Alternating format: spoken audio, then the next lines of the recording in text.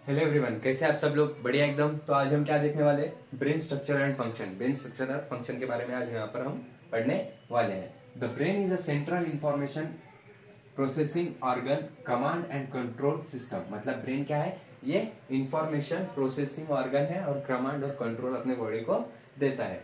Control the voluntary movement, balance of the body, function of vital involuntary organ. मतलब जो voluntary movement रहते हैं और इनवॉलेंटरी मूवमेंट रहते हैं, सबको कंट्रोल का काम कौन करता? सबको कंट्रोल का काम किसका है? यहाँ पर ब्रेन का है। ठीक है।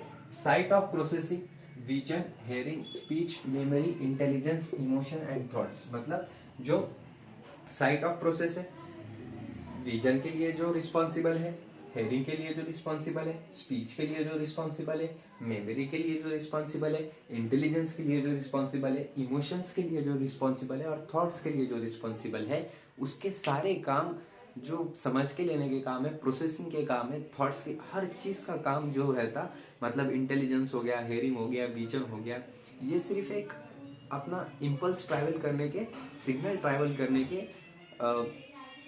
सोर्स है। जो है अपने स्किन हो गई, फिर आईज हो गए, कान हो गए अपने दोनों, ईयर्स हो गए, नाक हो गई, टंग हो गई, ये सब क्या है?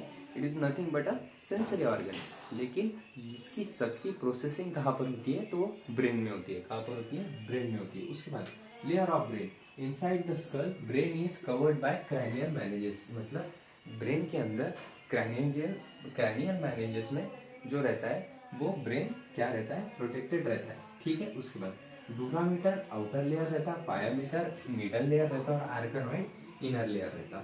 अब ये आपको याद करना ही है। ठीक है। डूरामीटर मतलब बाहर का लेयर, डूरा मतलब ड्यूरेबल जो रहेगा वो बाहर का लेयर। ऐसा इस ये ट्रिक से आप याद रख सकते हैं। ठीक है। ड्यूरामीटर पायामीटर से याद रख सकते हैं। ठीक है। देखो वहां पर